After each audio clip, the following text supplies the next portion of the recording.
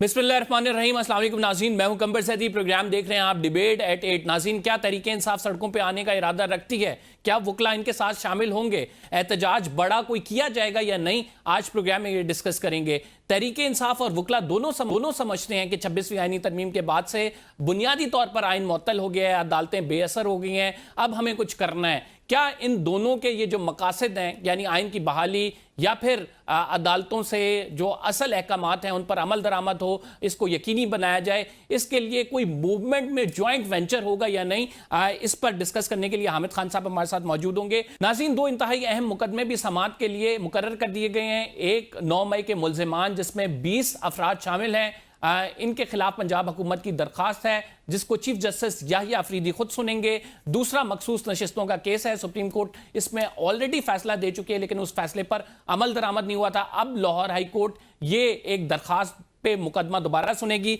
क्या इसका फ्यूचर होगा? क्या कुछ अदालती महाज पे होने जा रहा है? हामिद खान साहब से पूछेंगे। बहुत शुक्रिया हामिद खान साहब हमें प्रोग्राम में ज्वाइन करने के लिए। वकला तहरीक के हवाले से सबसे पहले बात करेंगे। मुतअद्दिद ऐलानात आपकी जानिब से किए गए लेकिन वकला उस तरह से सड़कों पर नहीं आए। कब का प्लान है? फाइनली क्या देखते हैं जो मुल्क में सूरत हाल बनती जा रही है? क्या वकला बाहर निकलेंगे भी या नहीं निकलेंगे? महज ऐलानात रहेंगे ये सिर्फ? देखिए, वकला पहले ही सड़कों पे आए हैं। 10 फरवरी के मौके पे इस्लामाबाद में वकला जो थे सड़कों पर थे और उनको पुलिस की बहुत बड़ी तादाद ने नहीं आने दिया। डी चौक तक पहुंच गए थे और इस तरह से और भी जगहों पर इकट्ठे हुए थे। लेकिन देखिए, सिर्फ सड़कों पे आना तहरीक का नाम नहीं होता। कन्वेंशंस करना, आपस में इंटरेक्ट करना, ये सारी चीज़ें अपनी जगह हैं और हमने तकरीबन हर अहम शहर में जो है कन्वेंशन किया है और इंशाल्लाह अब भी अगले कुछ चंद हफ्तों में चंद कन्वेंशन और हम करने जा रहे हैं और इंशाल्लाह मज़ीद इसको मोबिलाइज करेंगे, क्योंकि 26वीं तरमीम ने तो आइन का जनाजा निकाल दिया है और अदलिया अदालती निज़ाम सारा दरम भरम हो गया है। इसलिए ये बात मुल्क की मफाद की है, इसमें वकला की सिर्फ मफाद की बात नहीं है। अगर मुल्क में कोई अदालती निज़ाम नहीं होगा, आइन नहीं होगा, तो वहाँ पर कोई भी जस्टिफिकेशन नहीं है किसी भी हुकूमत की। वो सारी जो हुकूमत है वो गैर आइनी, गैर कानूनी हो जाएगी। खान साहब, आप लोग जो हैं कन्वेंशंस कर रहे हैं, तहरीक का हिस्सा होते हैं, आपकी फ्यूचर स्ट्रैटेजी भी ये है कि कन्वेंशंस करेंगे। क्या कोई डिफरेंस क्रिएट कर पाए हैं आप? क्या कोई मोटिव अचीव हुआ है आपका? देखिए, अभी तक तो नहीं हुआ, लेकिन अभी तो कोशिश की इब्तिदा है। जितनी तहरीकें होती हैं वो ओवरनाइट तो कामयाब नहीं होती, लेकिन लोगों तक मैसेज पहुंच गया है। क्योंकि आपने देखा कि जितनी बार एसोसिएशंस के इलेक्शंस हुए हैं उसमें हमें कामयाबी इस बात पे नहीं मिल रही कि हमारे ग्रुप के साथ लोग हैं, इसलिए कि हमारे ग्रुप के नैरेटिव के साथ लोग हैं। हम 26वीं तरमीम के सख्त मुखालिफ हैं और हम इसलिए अपना मौक़िफ़ लेके वकला के पास जाते हैं और वकला जो है हमारे साथ यकजहती दिखाते हैं। जबकि दूसरा ग्रुप जो है, जो कि इस वक्त हुकूमती ग्रुप है, जो हर तरह से जिसके पीछे इस्टेब्लिशमेंट खड़ी है, बेपनाह पैसा खर्च कर रही है, बेपनाह अपना इन्फ्लुएंस लोगों को, वादे लोगों को, नौकरियां लोगों को, जजशिप्स ऑफर कर रही है, इसके बावजूद भी कॉमन वकील जो है वो हमारे नैरेटिव को वोट दे रहा। सर, क्या देखते हैं कितनी लंबी ये आप लोगों की स्ट्रगल होगी? इसका कोई टाइमलाइन होगी या फिर आप मोमेंटम देख के आगे बढ़ेंगे? नहीं, हम तो कंटिन्यू करेंगे, इसमें कोई मोमेंटम। हमेशा तहरीकों में एक वक्त आता है जब मोमेंटम बहुत तेज़ हो जाता है, हालात साजगार होने में मोमेंटम तेज़ हो जाता है। लिहाजा हमने तो अपनी एफर्ट जारी रखनी। पिछली तहरीक भी हमारी तकरीबन 2 साल चली थी और 2 साल के बाद अल्लाह मियां ने कामयाबी दी थी। लिहाजा अप्स एंड डाउन्स तो हर तहरीक में आते हैं। अभी इंशाअल्लाह ताला, क्योंकि अगर हमारा मौक़िफ़ कौम ने कबूल किया, जो कि हम समझते हैं कि सारा कौम कबूल कर रही है, कौम को ये 26वीं तरमीम और ये जो नया किस्म का अदालती निज़ाम या नया किस्म का अदालती सेटअप लाने की कोशिश कर रहे हैं, लोग इसके ख़िलाफ़ हैं और मज़ीद इसके ख़िलाफ़ होंगे, क्योंकि जैसे जैसे वक्त गुजरेगा लोगों को पता चलेगा कि ये निज़ाम चल नहीं सकता। सर, तो इसलिए हमें यकीन है कि इस मामले को आगे سر آپ کا اینڈ گول جو ہے وہ آئین کی بحالی ہے یا پھر 26ویں آئینی ترمیم کا رول بیک ہے، تو اس میں ہم جو دیکھ رہے ہیں جو ہرڈلز کریٹ کی جا رہی ہے، جیسے کورٹ پیکنگ ہو گئی 26ویں آئینی ترمیم پر امپلیمنٹیشن، تو ایک سوال یہ بھی پیدا ہوتا ہے کہ آپ ایک طرف 26ویں آئینی ترمیم کو مانتے نہیں ہیں تو آپ کے وکلا جا کر مختلف عدالتوں میں یا آئینی بینچ کے سامنے پیش کیوں ہوتے ہیں، جب آپ لوگوں کو ایک چیز بڑی واضح ہے، بڑی کلیئر ہے، کورٹ سے نکل کر بھی یہ گفتگو ہوتی ہے کہ ہمیں تو پتا تھا کہ آئینی بینچ سے فیصلہ یہ آنا ہے، جب ایک چیز کا آپ کو پتا ہے کہ فیصلہ یہ آنا ہے تو پھر پیش ہونے کا مقصد کیا ہے؟ دیکھیے بات یہ ہے، ہر چیز کی سٹیجز ہوتی ہیں، ہو سکتا ہے ایک سٹیج آئے جب نہ پیش ہوں، لیکن اس وقت چونکہ ایک جیسا بھی اکھڑا ہوا نظام ہے اس میں وکلا اس حد تک ہی پارٹیسپیٹ کر رہے ہیں جس حد تک وہ سمجھتے ہیں کہ اس کے خلاف ہم تحریک کو آگے لے جا سکتے ہیں۔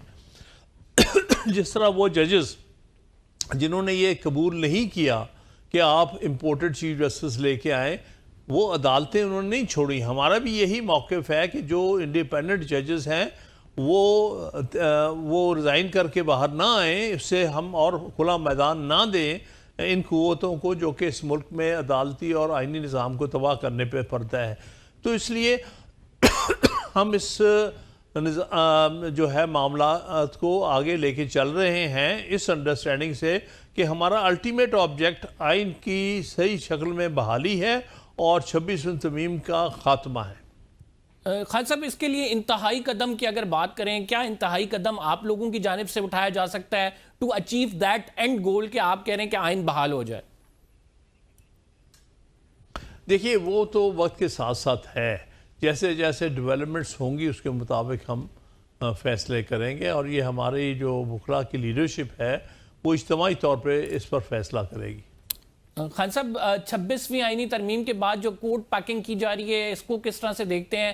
مختلف وکلا اس پہ جو ہے ظاہری بات ہے اپنی رائے کا اظہار بھی کر رہے ہیں، تنقید بھی کر رہے ہیں، لیکن اوورآل اگر 26ویں آئینی ترمیم کا کیس آئینی بینچ کے سامنے ہی لگتا ہے تو آپ کو پتہ ہے کہ فل کورٹ پر بھی بات جاتی ہے، تو اگر ججز کی زیادہ تعداد ہو جائے جو کہ اس کے حامی نہ ہو تو پھر اس سینیریو میں آپ کیا دیکھتے ہیں کہ کیا سلوشن ہے آپ لوگوں کے پاس؟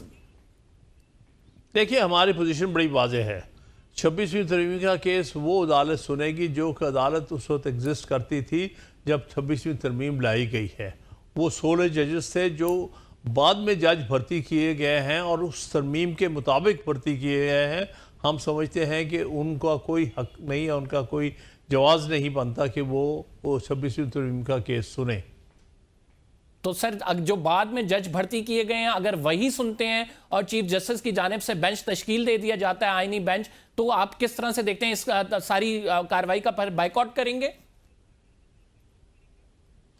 دیکھیے وہ تو جیسے صورتحال جس طرح سے مرج ہوگی اس کے مطابق دیکھیں گے۔ ہم نے آلریڈی درخواستیں دی ہوئی ہیں 26ویں ترمیم والے کیس میں کہ آپ فل کورٹ یعنی وہ ججز 16 ججز جو کہ 26ویں ترمیم کے بننے کے پاس ہونے کے وقت ججز تھے سپریم کورٹ کے، ان کو کیس سنوائیں، ان کے پاس کیس جو ہے ریفر کریں۔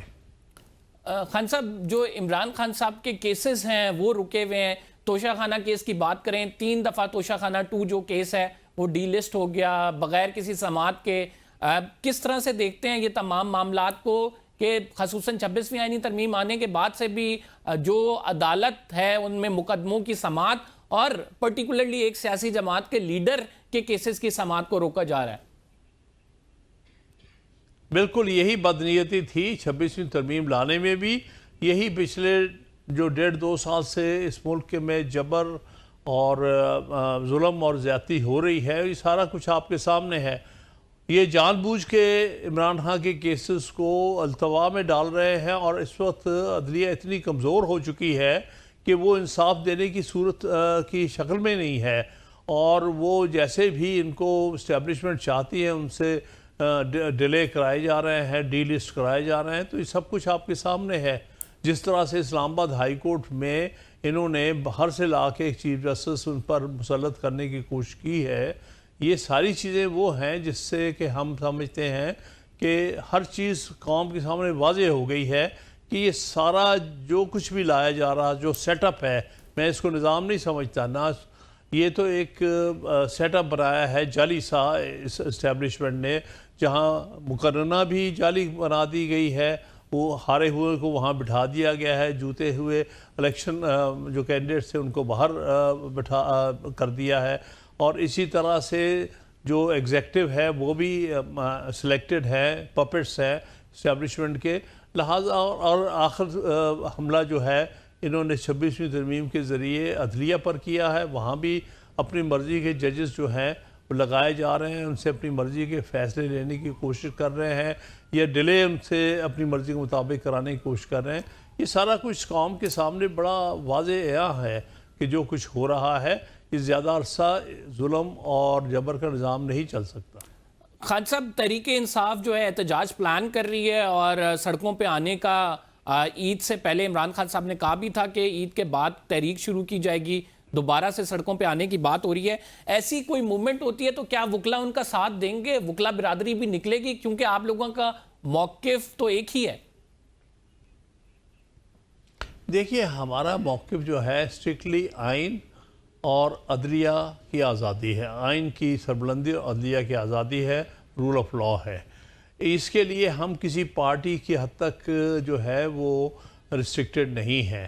یہ تحریک جو ہے اس میں پی ٹی آئی یا اپوزیشن حکومتیں نہیں، بلکہ اس میں وہ وکلا بھی ہیں جن کا تعلق حکومتی پارٹیوں سے بھی ہو، جو کہ کسی پارٹی سے بھی تعلق نہ رکھتے ہوں۔ ہم تو آئین کے سپاہی ہیں، ہم آئین کے لیے، ملک میں رول آف لا کے لیے اور آزاد عدلیہ کے لیے جدوجہد کرتے رہیں گے۔ خان صاحب، وہ بھی یہی کہتے ہیں کہ ہم آئین کو بحال کرانا چاہتے ہیں، ہم کسی پرٹیکولر شخص کی آزادی کی جنگ نہیں لڑ رہے ہیں، ہم چاہتے ہیں ملک میں آئین کی حکمرانی ہو۔ اگر آپ کا اور ان کا مقصد ایک ہوتا ہے تو کیا پھر آپ ان کا ساتھ دیں گے؟ وکلا اس طرح سے سیاسی جماعت کے ساتھ نظر آئیں گے تاکہ پریشر زیادہ بڑھے؟ دیکھیے، یہ تو وقت کے ساتھ ساتھ ہے۔ ایکچولی وکلا کی تحریک ایک انڈیپینڈنٹ تحریک ہے، وہ کسی پولیٹیکل پارٹی کی تحریک نہیں۔ ہاں، پچھلی دفعہ بھی ہماری جو تحریک تھی اس کے ساتھ پولیٹیکل پارٹیز آ گئی تھیں۔ یہ بالکل آپشن اوپن ہے، ہم سول سوسائٹی کے لوگوں کو بھی کہتے ہیں آئیے ہمارے ساتھ شامل ہو جائیں، ہم پولیٹیکل پارٹیز کے لوگوں کو بھی کہتے ہیں کہ آئیے آپ ہمارے ساتھ شامل ہوں۔ ہم بلکہ جو حکومتی پارٹی میں سے جو کوئی آنا چاہتا ہے ہمارے ساتھ، ہم اس کو بھی ویلکم کریں گے کہ آپ آئین کے ساتھ کھڑے ہونا چاہتے ہو تو تم اپنی ساری جو وابستگی چھوڑ کے تم آئین کی وابستگی رکھو۔ تو لہٰذا ہمارے تو دروازے کھلے رہے ہیں اور کھلے رہیں گے وکلا کے، کہ وہ اس تحریک میں ہر ایک کو اپنے ساتھ لے کے چلنا چاہتے ہیں۔ اور اگر آپ کو باقاعدہ دعوت دی جاتی ہے کہ ہم احتجاج کر رہے ہیں، سڑکوں پہ آ رہے ہیں، آپ ہمارے ساتھ آئیں، تو اس میں آپ لوگوں کا لائے عمل کیا ہوگا؟ دیکھیے، ہم دیکھ لیں گے، اس کے مطابق جو بھی مناسب ہوگا اس کے مطابق چلیں گے۔ ٹھیک ہے۔ حامد صاحب، کیا سمجھتے ہیں کہ اس تمام معاملے میں جو عدلیہ کی تباہی ہے، ابھی اگر کسی پر ذمہ داری ڈالی جائے، کسی کو اس کا قصوروار ٹھہرایا جائے عدلیہ کے اندر سے، تو وہ کون ہے؟ دیکھیے، اس میں مکمل طور پہ جو حکومت سے ریلیٹڈ لوگ ہیں، چاہے وہ اس کو آپ اٹارنی جنرل کہہ رہے ہیں جو اپنے آپ کو لا منسٹر کہتا ہے، یا جس طرح سے جو ہماری اسٹیبلشمنٹ کا ایک بڑا ہی پولیٹیکل رول بن گیا ہوا ہے، جو کہ ہر چیز کے اوپر قابض ہیں، تو ان کا سب سے بڑا رول تو ان کا ہے۔ باقی تو ان کے سامنے ان کے حکم کی تعمیل کرتے ہیں۔ باقی ادارے ہمارے جو ہیں انہوں نے بے بس و بےمانی کر کے رکھ دیے ہیں۔ تو اس لیے جب تک اس ملک میں آئینی نظام نہیں ہوگا، یعنی جب تک کہ فوج واپس اپنے بیرکوں میں نہیں جاتی اور اپنا اصلی کام نہیں کرتی، جو کہ ان کا کام ہے کہ ملک میں تحفظ دینا، internal security and external aggression کے خلاف، جو کہ آئین نے کہا کہ یہ ان کا کام ہے۔ اس سے آگے جب جا کے وہ سیاست میں مداخلت کریں گے، انٹیلیجنس ایجنسیز کو آپ وکلا پر یا ججز پر چھوڑیں گے اور اپنا کام چھوڑ دیں گے، تو نتیجہ یہ ہوگا کہ ملک میں ٹیررزم بڑھتا چلا جائے گا۔ کبھی پاکستان کی تاریخ میں پہلی دفعہ پوری ٹرین اغوا ہوئی تھی۔ یہ ان کا اتنا بڑا فیلئر ہے کیونکہ ان کی توجہ جو ہے بجائے اس کے کہ وہ اپنے اصلی کام کی طرف کریں، یہ دوسری طرف توجہ کیے ہوئے ہیں۔ تھینک یو ویری مچ ناظرین، حامد خان صاحب ہمارے ساتھ موجود تھے، اپنی رائے کا اظہار کر رہے تھے۔ ہم پروگرام میں ایک چھوٹا سا we will be right back after this short break, آپ کہیں مت جائیے۔